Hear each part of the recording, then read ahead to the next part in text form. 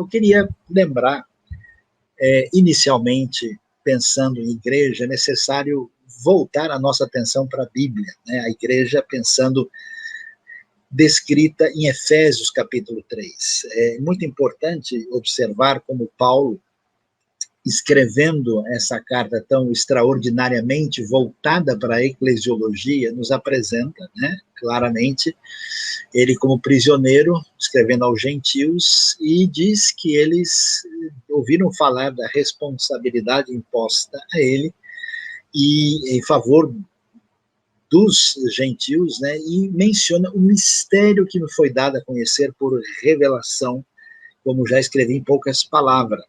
Ao lerem isso, vocês poderão entender a minha compreensão do mistério de Cristo. E ele continua, e esse mistério foi dado a conhecer somente agora, não aos homens de outras gerações, mas agora revelado pelo Espírito aos santos apóstolos e profetas de Deus, significando que, mediante o Evangelho, os gentios são coerdeiros com Israel, membros do mesmo corpo e coparticipantes da promessa de Cristo Jesus. Paulo, então, fala que ele é ministro desse Evangelho pelo dom da graça de Deus, né, que foi concedida pela operação do poder de Deus. E aí é muito importante destacar isso, por quê? Porque quando a gente pensa em igreja hoje, muitas vezes, a maneira de descrever a igreja, às vezes, se torna a maneira, vamos dizer, popular, e a gente percebeu muito isso nesse ambiente da pandemia, que a igreja é o edifício, o ambiente onde as pessoas estão reunidas. Em alguns contextos, é de fato o espaço sagrado, né?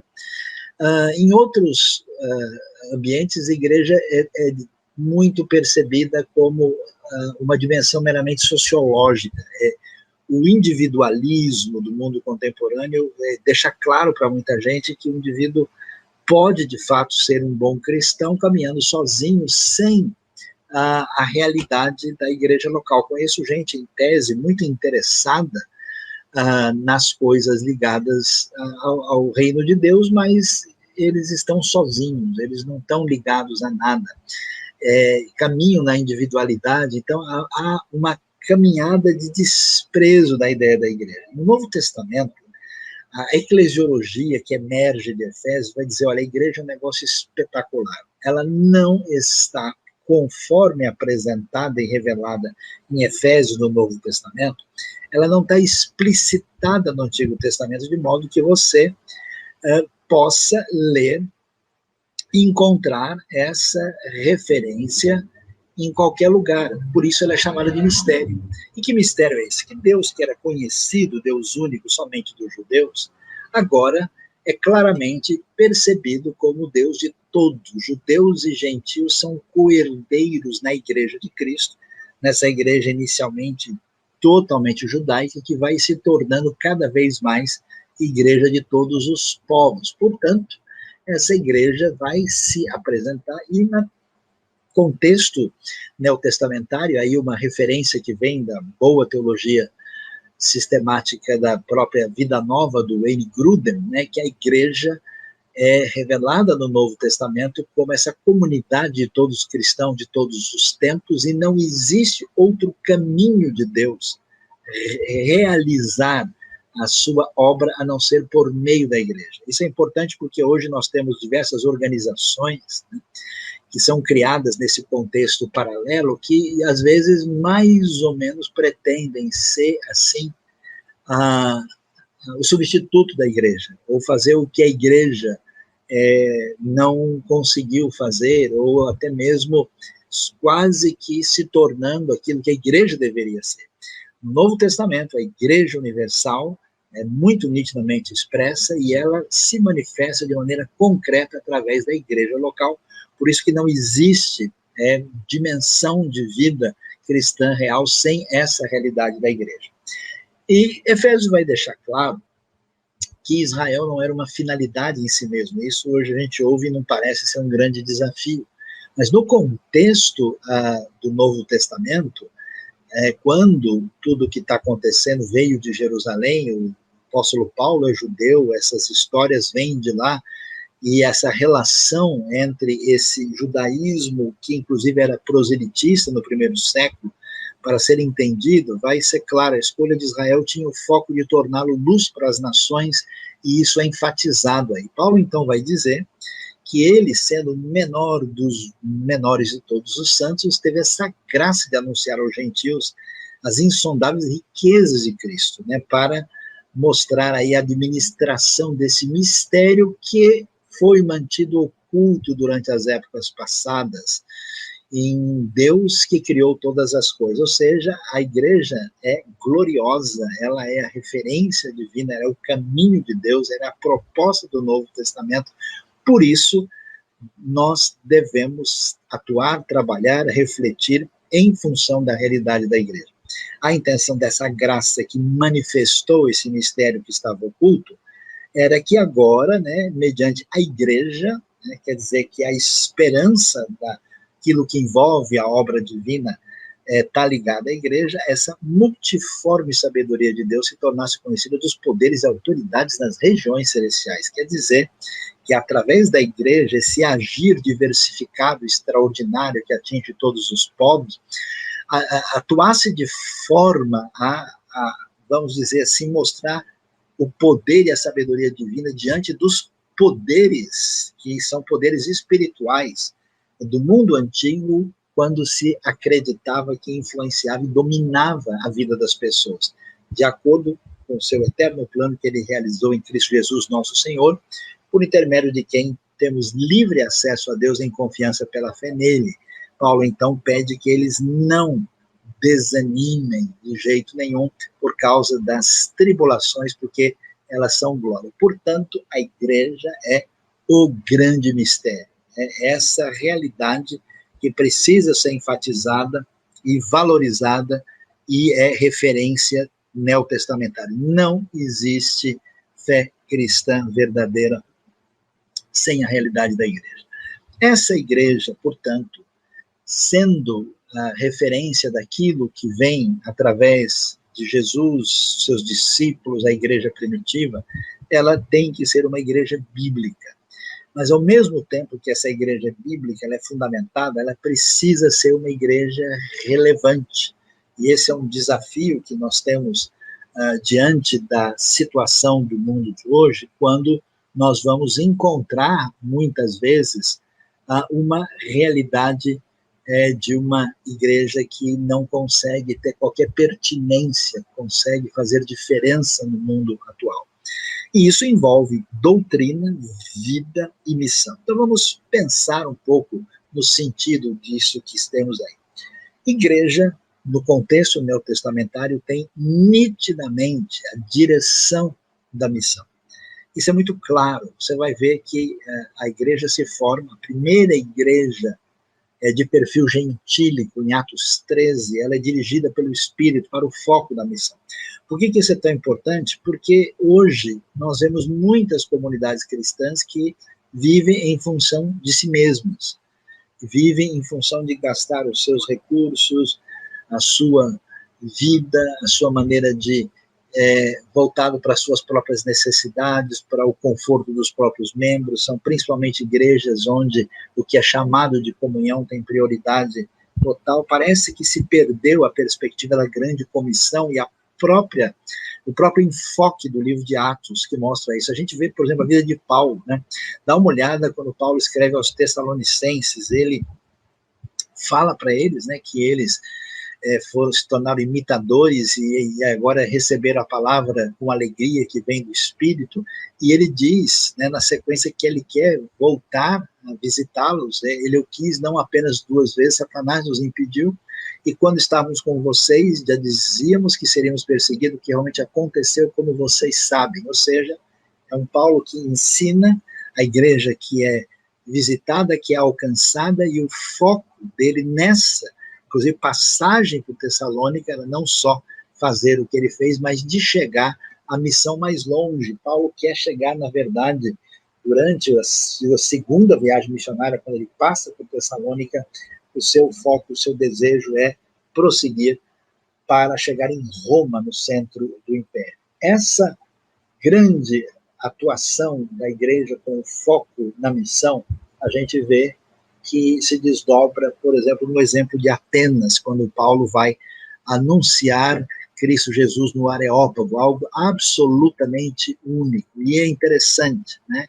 Esse movimento de alteridade, de distanciamento do ponto de partida para alcançar não só um gentil, mas um gentil que é grego, um grego voltado para a filosofia, um grego intelectualizado. Paulo vai lá, e é muito interessante, vale sempre ressaltar como Paulo vai tratar de proclamar o evangelho de uma maneira contextualizada, de uma maneira absolutamente voltada para aquilo que era importante. Ele vai mencionar o Deus desconhecido, como a maioria de vocês sabem muito bem. Paulo vai citar os poetas gregos para fazer uma conexão com o anúncio do evangelho, e vai reconhecer Deus como Senhor da história e da geografia, incluindo os gregos nesse cenário, anunciando esse evangelho com uma contextualização significativa.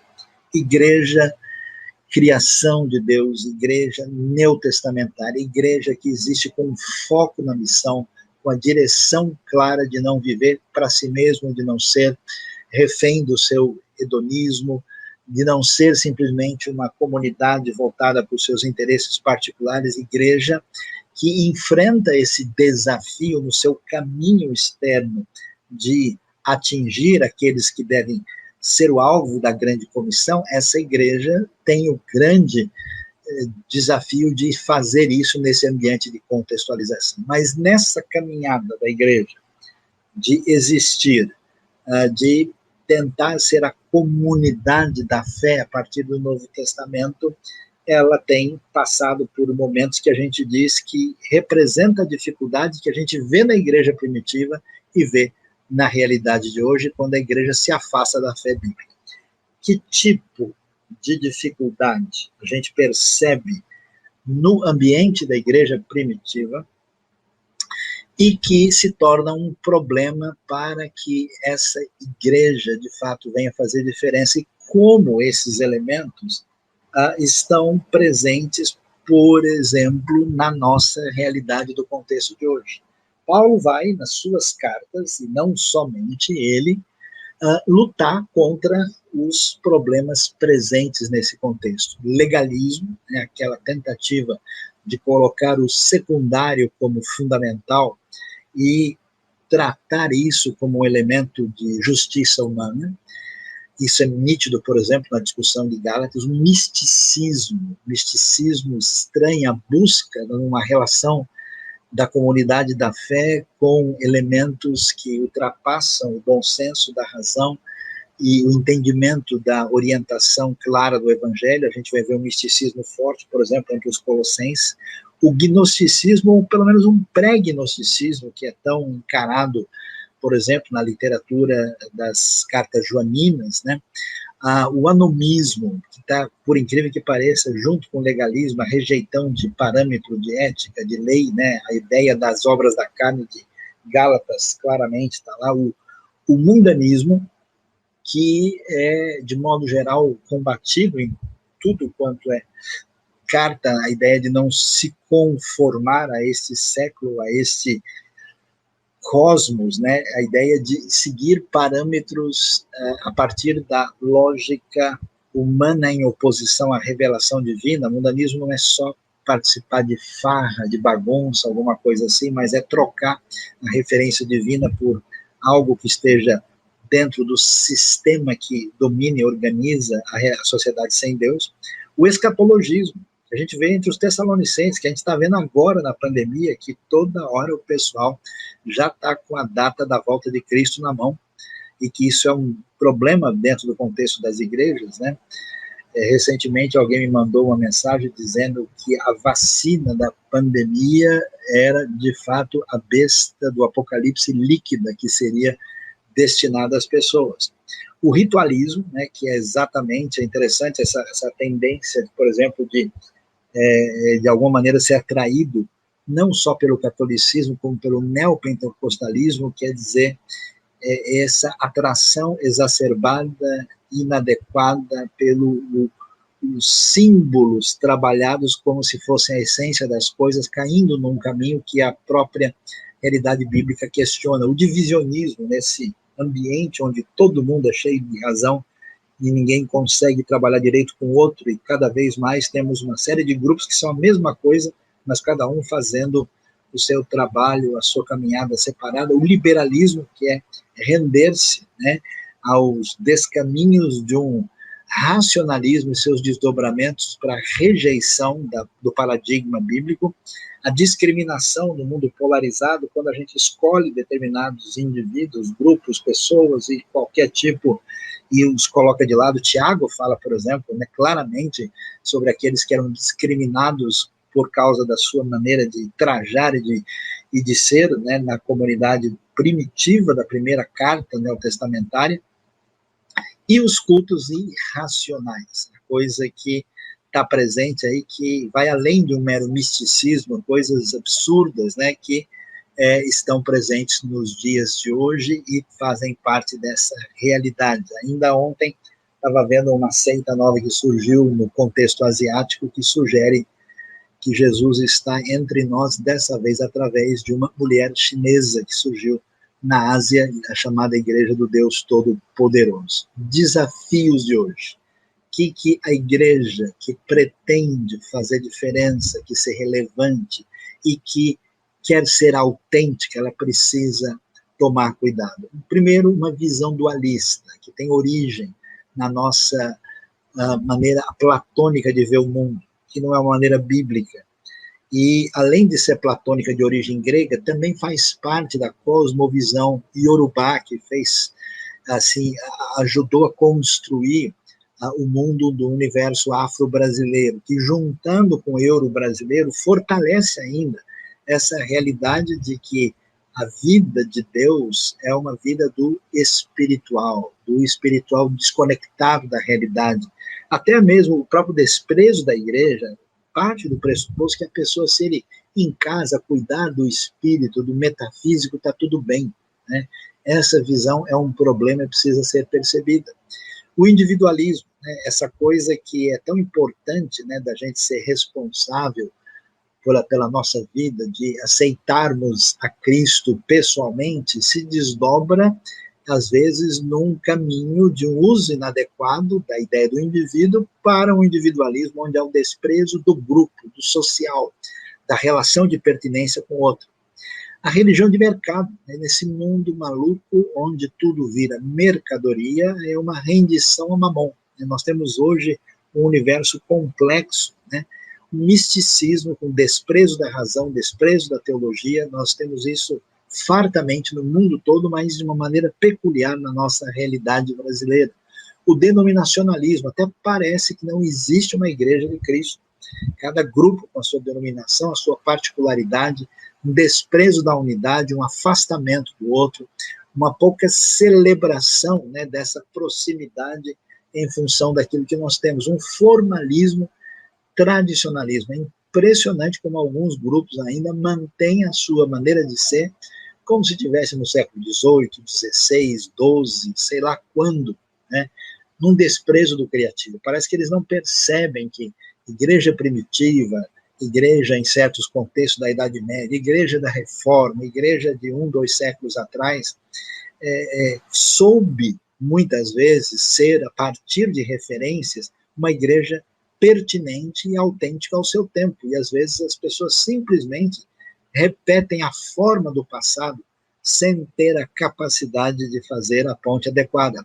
Crise de ética, o desprezo da moral, algo cada vez mais complicado no nosso ambiente quando as referências se afastam do paradigma bíblico. Alienação, desprezo do contexto da realidade, né? Esse caminho, às vezes, de que a gente não quer ser incomodado e com o sofrimento de ver os problemas do mundo, então uma espiritualidade que nos desliga de tudo e, muitas vezes, uma espiritualidade importada. Então, às vezes, eu conheço gente que quer fazer uma fé evangélica do jeito que foi feito na Colômbia. Outros vão dizer, não, nós temos que fazer do jeito que estava na Alemanha. Não, outros vão dizer, não, tem que ser do jeito que estava na Coreia. Não, tem que ser do jeito que estava nos Estados Unidos. E, claro, que é sempre bom e importante aprender com os nossos irmãos do mundo todo, mas não se pode desprezar a realidade da cultura para que a igreja autêntica tenha pertinência nessa realidade. Portanto, é necessário ter um caminho retomado na direção certa. A igreja hoje precisa, necessidade brutal, cada dia mais consciente do ênfase no estudo da Bíblia, sério. Impressionante como até mesmo as pessoas até gostam de coisas do contexto da cristandade, mas o conhecimento bíblico está cada vez mais limitado, e isso é um problema. Como é que a gente pode ser uma igreja a partir da Escritura, se a relação com a Escritura é mediada por uma referência que se sobrepõe sobre ela? Uma espiritualidade completa. É impressionante. Por que eu não posso ter misericórdia de quem sofre e ajudar um orfanato? E porque, ao mesmo tempo em que eu tenho uma piedade devocional que ora, que ajoelha, que chora diante de Deus, ao mesmo tempo estou preocupado com uma ética, tanto no nível individual como social. Quem que autorizou a gente dividir essas coisas e colocá-las de maneira polarizada, como se uma coisa fosse algo oposto ao outro? Não faz sentido. É necessário fazer teologia a partir da Bíblia, a partir da Escritura, que é, como nós dizemos, a referência, o sola Escritura. Não pode ser só um slogan, tem que ser verdade. A gente já mencionou o desprezo da cultura, né, de fazer algo que tenha pertinência à nossa realidade, e sim, uma teologia, isso é um aviso grande, importante para o pessoal que está no contexto teológico, que gosta de livro, que gosta de reflexão acadêmica, que gosta de oração, jejum, retiro, leitura, exercícios espirituais que são pertinentes à nossa vida com Deus. A igreja precisa caminhar nessa direção. Tem que rejeitar a mistificação quase animista dos dias de hoje, em diversos grupos, onde de fato a gente tem um animismo latente, que talvez seja até mesmo uma herança cultural não percebida. Fugir de polarizações e conflitos inúteis. É tão importante a gente estar firme em doutrinas essenciais, mas é tão desnecessário em aspectos secundários a gente entrar nesse ambiente que nós temos hoje das mídias sociais, onde um aspecto um pouco diferente do pensamento leva o indivíduo a partir para uma agressividade, uma polarização totalmente desnecessária e negativa. Focar na missão da igreja, focar no reino, naquilo que é referência para nós, e entender que a graça e o amor divino, a teologia da graça é a base da Escritura, o centro do Evangelho. A igreja precisa voltar para isso, fugindo desse mundo, dessa proposta mundanista e comodista dos dias de hoje.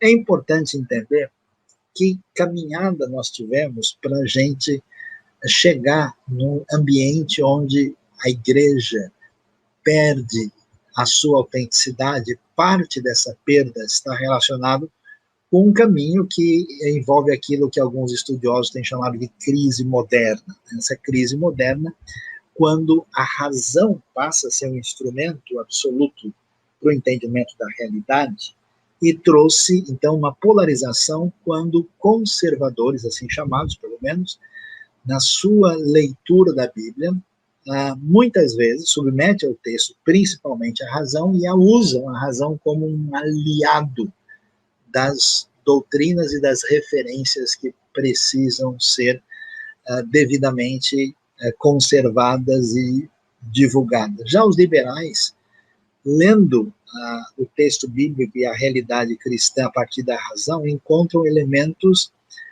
de descompasso e dissonância, e fazem da razão um instrumento de crítica da experiência, da vida, da fé e da igreja. E aí nós temos um ambiente de oposição que marcou a história. É por isso a igreja moderna, ela teve esse caminho que nós temos aí, né? Inclusive que hoje influencia uma série dos evangélicos, com os protestantes de caminho mais liberal e uma série de pessoas que estão assim, meio transitando, né? E a gente vai ver isso influencia o jeito de ser igreja, porque dependendo de como a gente constrói a nossa teologia, essa igreja vai ter mais ou menos autenticidade. E esse impacto da razão provocou esse caminho de polarização e esse distanciamento, né? O que acontece? O mundo da razão perdeu a força no pensamento contemporâneo, na cultura contemporânea. A razão meio que deu uma esmilinguida nesse processo. E aí nós estamos dentro desse novo ambiente, que é o ambiente pós-moderno. E o que acontece nesse ambiente pós-moderno? Você sente esse elemento gelatinoso, indefinido, confuso, metamórfico, constante, indefinido, que dá todo esse ambiente quase que indescritível da realidade da igreja e de muitas igrejas onde a gente nem consegue entender o que acontece. A igreja até pode formalmente ter uma declaração de fé, a prática é uma coisa diferente, a cabeça dos indivíduos dentro, ou seja, é uma confusão total e completa que precisa ser percebida. Isso tem gerado, né, rupturas profundas, pensamentos extremistas, ao mesmo tempo uma reação conservadora, às vezes rude e indevida, na maneira de lidar com esse processo, um mundo complexo e difícil que nós estamos vivendo e cujo enfoque teológico influencia o jeito da gente ser igreja. Pensando de maneira prática que caminhos uma igreja deve tomar para ser uma igreja autêntica, eu posso dizer que basicamente nós temos aí, eu selecionaria esse gráfico, existe como ponto de partida, ele está modificado aqui, né, e devidamente definido conforme a visão que a gente quer apresentar. A gente tem uma igreja que segue uma postura tradicionalista, onde ela entende que a sua função, muito longe de ser uma igreja voltada para a missão, é basicamente uma igreja hospital. Ela segue uma tradição denominacional, o pastor é um tipo de um capelão, os membros são apenas pacientes necessitados a serem ajudados, o pastor existe para consolar e a gente espera que ele visite as pessoas. Essa igreja é muito difícil de fazer diferença na realidade urbana contemporânea. A igreja que reagiu contra ela é a igreja empresa, muito percebida em ambientes, por exemplo, neopentecostais. Ela tem a sociedade consumista como referência, o pastor é uma espécie de CEO, um gestor, os membros são tratados como clientes, e se estuda técnica de mercado para lidar com eles. O pastor aprende a causar impacto emocional e social, ele basicamente faz um curso, né, de como lidar com a emoção das pessoas, e o negócio é fazer grandes reuniões e eventos para produzir aí aquele resultado dentro desse ambiente de marketing. O outro lado, especialmente forte nesses dias, a igreja se torna referência política. A visão partidária, seja de esquerda, direita, qualquer uma, ela domina. O pastor, na verdade, vira um político de massas, os membros são ativistas e eles pretendem mobilizar os membros para causas escolhidas, dependendo do que eles querem defender. A expectativa é que o pastor tenha essa articulação, supostamente, em favor da sociedade, mas comprometida com um elemento político específico. A igreja é a igreja na missão. Essa é a natureza da igreja no Novo Testamento. O pastor não é só um capelão, um administrador ou um construtor de templo. Ele é um mentor-mestre, em Efésios 4. Os membros não são só pacientes ou pessoas que aceitaram a Jesus, eles são discípulos, devem ser seguidores, eles devem ser treinados nessa direção. O pastor deve ensinar, equipar e treinar, e a expectativa é que ele tenha ensino da Escritura para capacitação nessa direção. A igreja hospital, ela vê a cultura como inimigo da fé. O estilo musical é só música de 200 anos para trás. Bach já assusta muita gente aí pelo o seu nível de liberalismo absurdo, né? Tem que ser coisa mesmo do arco da velha. Sem naftalina não há espiritualidade. O alvo final é o bem-estar. Nós somos um grupo pequeno, mas nós estamos felizes. E a palavra-chave é manutenção. Estamos conservando. A igreja empresa, não. Ela vê a cultura à nossa volta como aliado para as estratégias e ações. É a música gospel, música comercial, o que importa é números e a satisfação das pessoas é que vale a pena. A igreja política, ação mobilizadora, quase sempre falando de dominados, dominantes, quem tem o poder e quem está por baixo, quem é privilegiado ou não. O estilo é popular, mobilizador, e a gente sabe, né, ação política, e o que vale é o que é chamado de engajamento. A igreja na missão, ela é confrontada, ela traz essa confrontação na relação com a cultura, mas usa a cultura como Paulo usou, como ponte para contextualização. Ela contextualiza para comunicar, ela não pode ficar há 1, 2 séculos atrás diante do novo desafio. Ela deve caminhar na direção de produzir discípulos, por isso o foco é a maturidade. Essa maturidade é absolutamente importante e ela a palavra é missão. Portanto, o que a gente precisa em termos de uma igreja autêntica? Uma igreja que é o povo de Deus, a comunidade da fé, ela é comunitária. Não dá para ser cristão isolado sozinho. Ela está preocupada por uma ética que interfere na sociedade. É interessante ver como os efeitos da reforma protestante em diversos ambientes trouxeram elementos para uma sociedade melhor em função de realinhamentos de posturas éticas. Ela está fundamentada na doutrina, na palavra. Às vezes a gente tem uma ideia de igreja muito voltada apenas no aspecto relacional, né? Ela precisa, eu acho assustador hoje como a igreja às vezes se mostra raivosa. A marca da igreja é misericórdia, graça, o poder dessa graça divina que parece que muita gente nem prega mais evangelho, não tem boa notícia, tem outro tipo de coisa. No Novo Testamento, a alegria da fé, alegria é uma das palavras mais importantes no livro de Atos. Paulo celebra, preso ele está falando em alegria. E é interessante como esse elemento de celebração, em alguns ambientes sisudos, ele se perde de uma maneira problemática.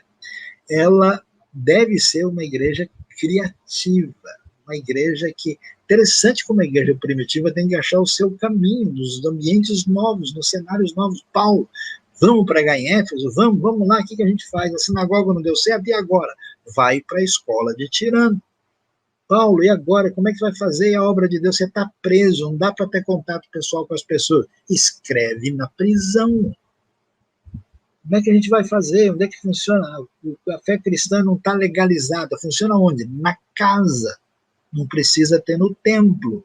Então é muito impressionante. Uma igreja marcada por espiritualidade, por celebração, e olha, uma igreja inserida na cultura e transformadora, e isso deve estar diante de nós. Portanto, a gente não pode perder de vista nessa proposta nossa de ver, e especialmente em tempos pós-modernos, a força do Evangelho, quando Jesus, por exemplo, apresenta as bem-aventuranças e mostra como é que vai ser difícil a situação diante do mundo que vai perseguir e rejeitar os seus discípulos, ele vai dizer o que a gente tem que oferecer. Oferecer o Evangelho de maneira concreta.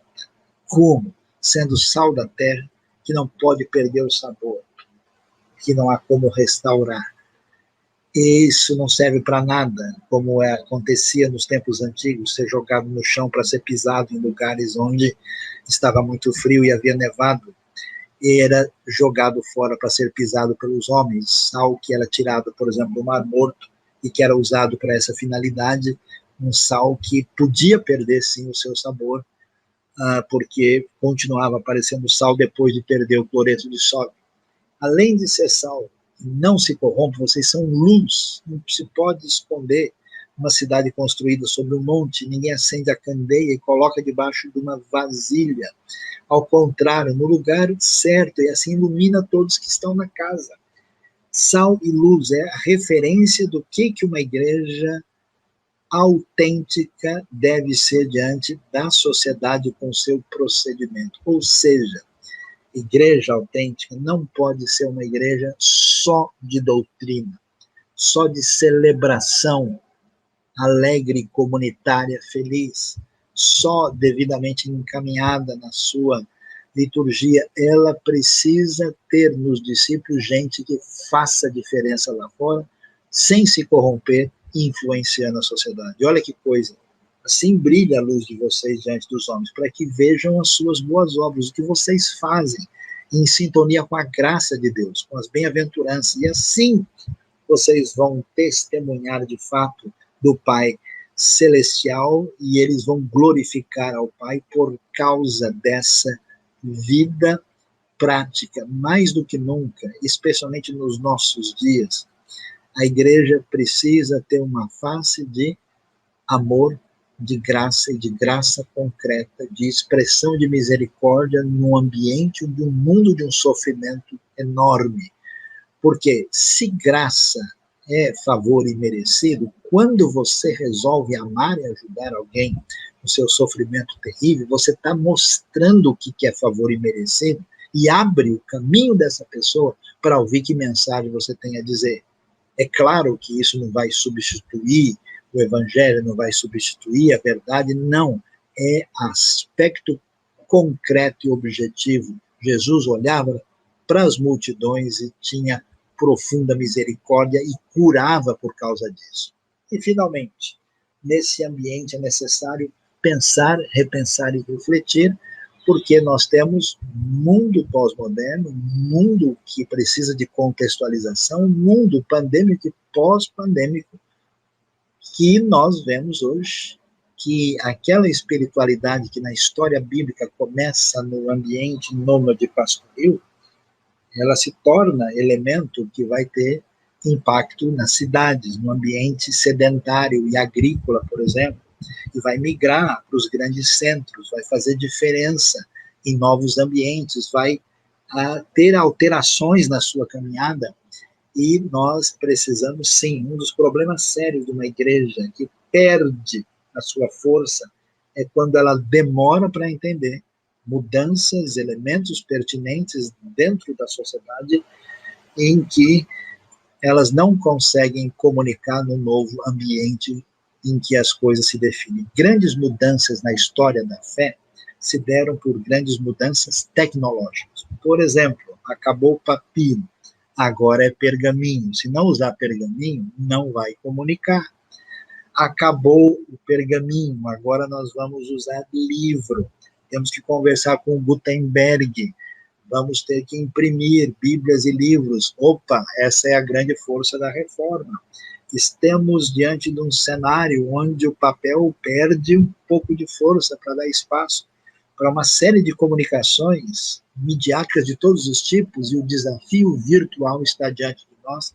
A igreja autêntica é autêntica doutrinariamente, missiologicamente e contextualmente, e ela precisa fazer diferença nesse ambiente.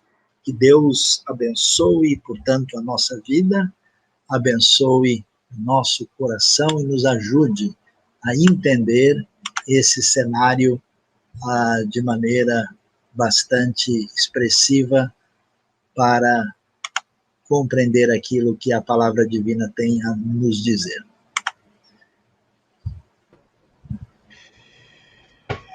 Muito bem, Sayão. Excelente ouvir você mais uma vez. Temos aí algumas perguntas, né, dos nossos queridos participantes, mas eu tenho, antes de passar para essa sessão de perguntas, eu fiquei pensando no que estava falando num trecho de um livro da Marilynne Robinson, chamado Gilead, em que ela descreve a situação de um pastor, né, que está fazendo uma série de confissões, mas uma delas passa pela situação de uma igreja afligida pela gripe espanhola, né? Mostrando ali que as pessoas iam para a igreja com echarpe, né? E que entravam na igreja, era um cheiro de alho terrível, porque todo mundo dizia que se passasse alho não ia, a gripe não ia pegar, né? Aí os diáconos passavam tabaco nas pessoas para poder escapar o cheiro ali do alho, porque ninguém conseguia ficar junto. Ele pregou durante 1 ano com essa echarpe no rosto. Mas o que mais chamou a atenção dele nessa é uma obra de ficção, né? O que mais chamou a atenção desse pastor descrito pela Robinson é que as pessoas poderiam estar vivenciando aquela epidemia sem entender o real significado dela. Será que a igreja hoje, a igreja em especial que nós estamos vivendo aqui no Brasil, ela consegue entender e dizer que entende o real significado dessa pandemia? Olha, Jonas, eu diria que o nosso ambiente eclesiástico desse encontro pós-moderno, pós-racional e terrivelmente multiforme no mau sentido da palavra, ele é tão diversificado que eu acho que essa pandemia ela trouxe à tona uma série de enfermidades, eu diria, emocionais e teológicas, né? Então, por exemplo, os que sofrem de escatologismo crônico, imediatamente, diante de um cenário de um pouco de instabilidade, já tinham certeza que o anticristo já estava na esquina esperando todo mundo ali para, né, dar o ponto final no ambiente escatológico. As pessoas de perfil místico, exagerado ou até mesmo alienante entraram nessa relação de ruptura. Outras pessoas que têm uma ligação com o evangelho de uma proposta em que nega a fragilidade e a limitação humana, né, entrou num processo de negação da possível impacto da nossa situação que foi absolutamente, né, incrível, porque tem comunidades que prometem tudo que você pode imaginar, né, e que tudo vai dar certo, e de repente esse pessoal vai ter que reavaliar o seu discurso, mas muitas pessoas têm dificuldade de readaptar, né, porque acreditam que se determinar vai acontecer tudo conforme a confissão positiva assim o disse, né. E eu diria que uma quantidade menor de pessoas, uma parte limitada da igreja evangélica entendeu que a pandemia tem o seu contorno dentro do ambiente do mundo criado por Deus, com as suas limitações e um mundo caído, entendeu que Deus continua sendo poderoso, soberano e que ele tem propósitos nisso, entendeu que nessa pandemia há uma expressão da ira divina, no sentido de mostrar que é necessário desacelerar o caminho para refletir a respeito da vida, e quando Deus interfere nos caminhos, ele diz, olha, não está bom do jeito que os homens estão caminhando, e essa ira se manifesta junto com a sua misericórdia, que nos dá uma oportunidade de repensar e reavaliar a vida e redefinida à luz daquilo que o Evangelho nos propõe. Então, eu acho que é uma grande oportunidade de um amadurecimento de fé e uma grande possibilidade de sairmos daqui de uma maneira mais amadurecida na nossa caminhada teológica e cristã. Mas acho que muita gente vai ficar de recuperação. Muito bem, Sam. A gente tem uma pergunta aí do Jonathan Silveira. A pergunta dele é muito interessante, lembra aquele livro lá do Rod Dreher, né, sobre a opção beneditina. Ele diz, o que o senhor acha da opção beneditina, de retração da igreja em relação à cultura em certos momentos, né? Essa opção mais monástica.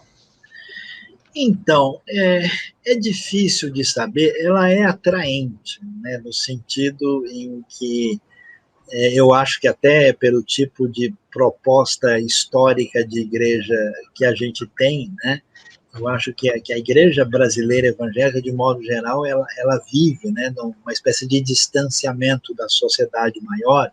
Então, assim, o beneditino é meio uma ampliação do nosso retiro de carnaval, né? A gente, então, se distancia de tudo. Eu não tenho certeza, essa é a minha dúvida, porque tem dois problemas nesse caminho, que é o problema da proposta monástica, né? Primeiro é achar que a gente aqui está numa situação de menos perigo do que o pessoal está lá fora. Então, essa história de depravação total do ser humano não é muito levada a sério, não, quando se trata de mim, né? O outro pode ser que seja. No meu caso, eu sou mais gente boa, né? E acho que isso é o problema, talvez seja um dos problemas das dificuldades das comunidades, quando elas tiram, né, essa possibilidade de encarar aquilo que o C.S. Lewis diz com razão. Ninguém, né, jamais vai entender o que é realmente o mal até que decida enfrentá-lo plenamente, né? O mal que vive nele, né? E a outra questão é que eu não acho que esse é o tipo de vida que Jesus e os apóstolos tinham, né? Jesus, inclusive, era mal entendido. Olha, o cara está lá comendo e bebendo com esses caras aí, imagina, ele anda com político corrupto, né? Que esse cara, esse Zaqueu, o cara é ladrão, tal, complicado. Jesus se envolvia com pessoas que todo mundo olhava meio torto para ele, né? Então, assim, pode ser que em certos momentos de muita corrupção, muita decadência, a gente não tenha como conviver naquele meio, e uma certa retração é razoável, mas como paradigma geral, eu não acho que seja o melhor caminho. Muito bem, temos aí a pergunta também do Paulo Lima, que diz o seguinte: a igreja autêntica, com sua doutrina da palavra, até que ponto ela pode se relacionar com a cultura? Né, e sobre essa sociedade contemporânea indefinida, né, talvez os limites aí dessa busca por relevância cultural. Então, um dos elementos curiosos que a gente encontra na Bíblia é, né, um dia eu estava ouvindo aí uma resposta do Pondé, né, sobre a Bíblia. Ele falou: não, a Bíblia é um livro que mostra o seu caráter polissêmico, né? E é interessante ele ter dito isso, porque você vê na Bíblia, de fato, o que a gente pode chamar de uma abordagem incrivelmente ampla da experiência humana, né? Então, você vai conversar com um existencialista ateu, né, e você mostra Eclesiastes para ele e fala: meu, olha, é a minha cara isso aí, né?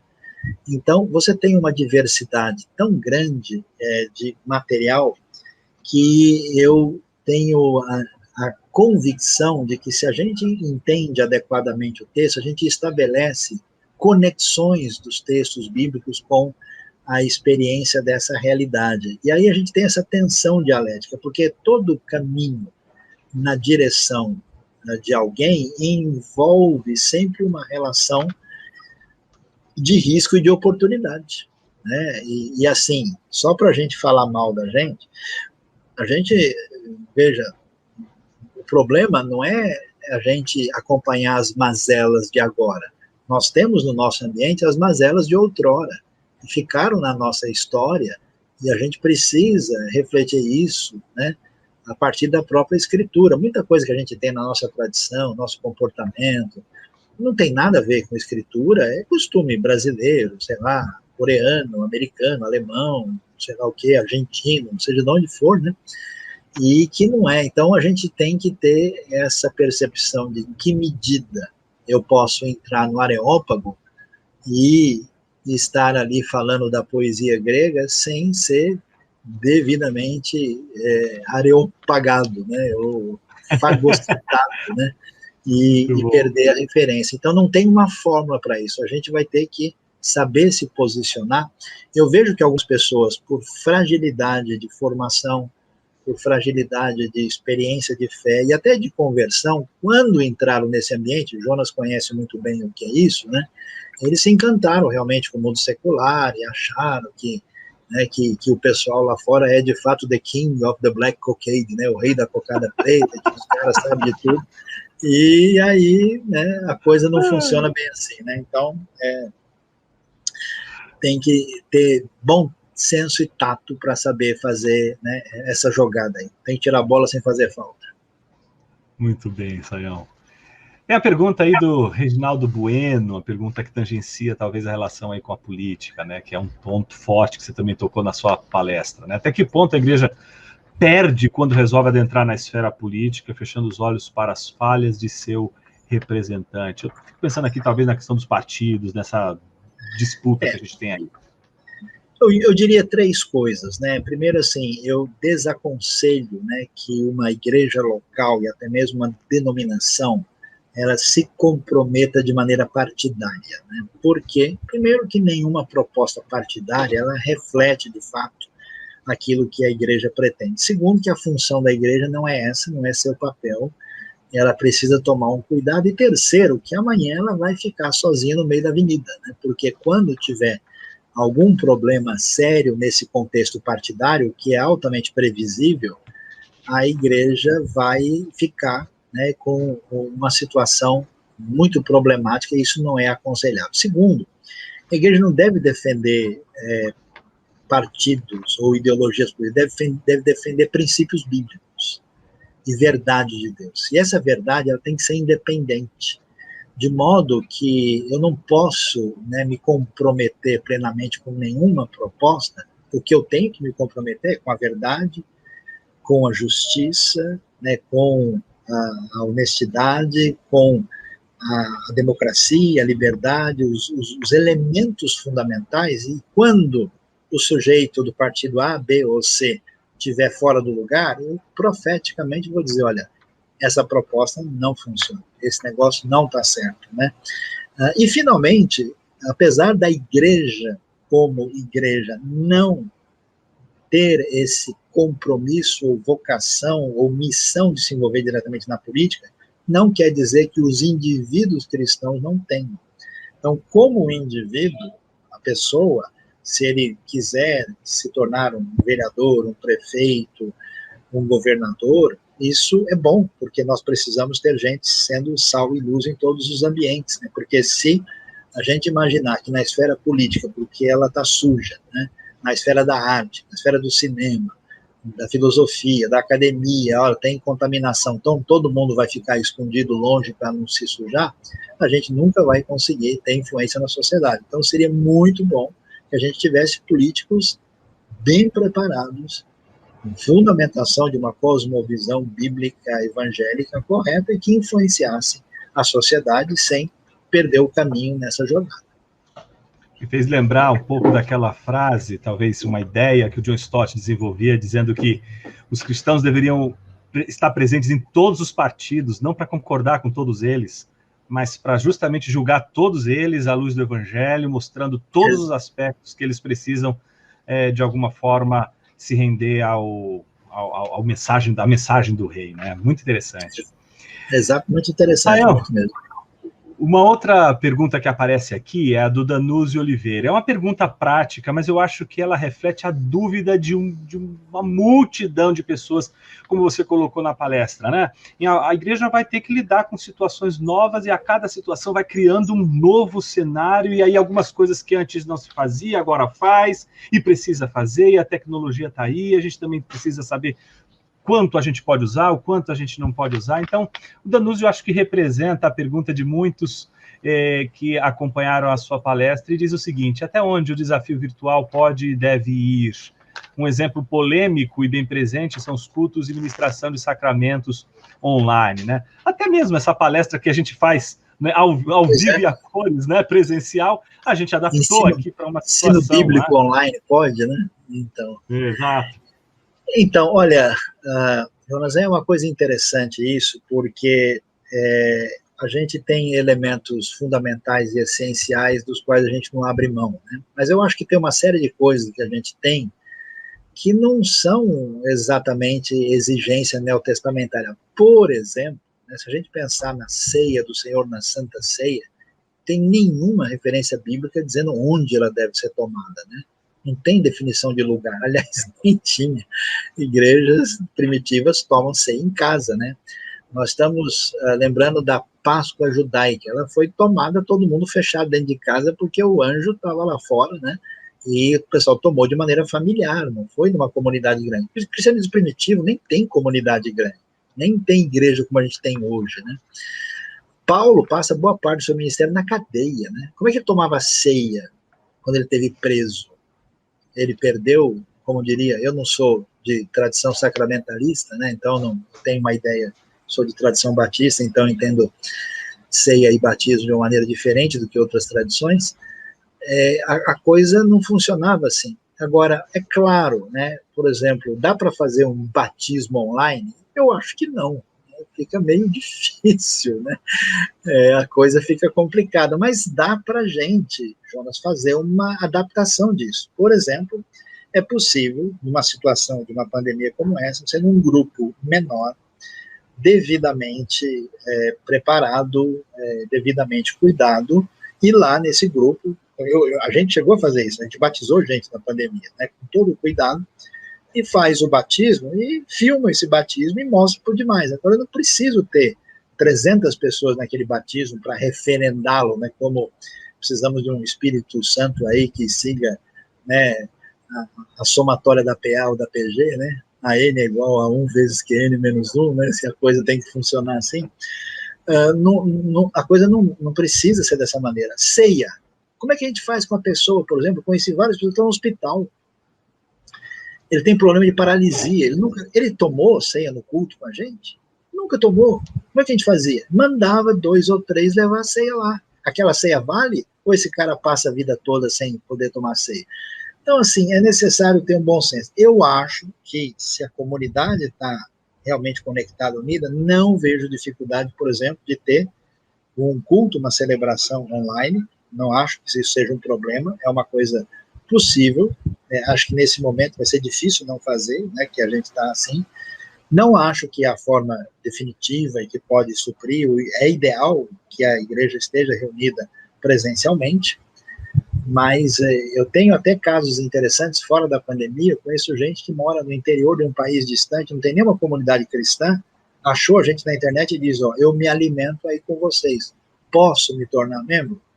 Tudo bem, pode, ele está num ambiente onde não é possível ele fazer diferente. Então, a gente tem que ter esses caminhos, eu diria, de equilíbrio e de bom senso, né? Não entender que isso substitui tudo, mas é uma realidade que existe. Acho que é possível fazer a ceia, não tenho crise com isso, mas fazer um batismo é um negócio mais complicado, não dá para, a gente precisa fazer de uma maneira mais... E às vezes a ceia é possível, porque o que a gente faz com a ceia é o seguinte, as famílias tomam dentro da sua casa, né, assim, a semelhança da primeira Páscoa, do Pêssach, né, e a gente toma à distância. Então, acho que é uma postura razoável em função do contexto. Bom, de uma pergunta prática para uma pergunta um pouco mais teológica, vem aí a pergunta do Tiago Sanches. Né? Ele pergunta se o neocalvinismo holandês, lá do Duyvers, do Kuyper, né? Se é um exemplo de tradição a ser mantida quando trata da relação entre evangelho e sociedade, ou seja, seria um bom modelo para os evangélicos? Olha, bom, primeiro a gente precisa considerar aí aqueles que são de tradição calvinista e os que não são, né? Nem todo mundo vai querer, e acho que a pessoa não precisa ser nem calvinista, nem neocalvinista, ele precisa ser seguidor de Jesus, né? Mas eu acho que, tanto na tradição formada de modo geral, mas a própria atitude do neocalvinismo é um modelo que deve ser considerado, né? Eu acho que a tradição, digamos assim, calvinista e neocalvinista de modo geral, tem 2 coisas que chamam a atenção e devem ser consideradas. De fato, a influência na cultura se tornou significativa, e você percebe, né, isso na própria Holanda, naquilo que se percebe na Suíça, na Escócia, teve desdobramentos na América do Norte, né? Acho que deve ser considerado. Por outro lado, é preocupante, Jonas, para fazer uma crítica aqui nesse ambiente, né, que esses modelos que conseguiram uma permeabilidade cultural maior não conseguiram estabelecer uma realidade de igrejas que conseguiram lutar suficientemente com força no ambiente secular. Então, hoje, por exemplo, Holanda, Suíça, até Escócia, são ambientes muito necessitados. Então, será que o pessoal, de fato, acertou em tudo? Acho que vale a pena ver os pontos positivos, né? Eu acho que, especialmente o Kuyper, né, e outros estudiosos aí, são pessoas de alta expressão e têm contribuições que são válidas e devem ser consideradas. Excelente, Sayão, uma alegria enorme te ouvir mais uma vez, uma pena que não é presencial para a gente dar aquele abraço. Pois é, né? Mas que Deus abençoe grandiosamente esse seu ministério, a IBNU, que tem sido uma igreja abençoada. Uma alegria enorme ter você aqui no nosso congresso. Eu que agradeço, Jonas, Uma honra muito grande estar aí com a Vida Nova, com todos vocês, e um abraço para todos os nossos, abraço distante virtual para todos os nossos queridos aí que estão em sintonia com a gente.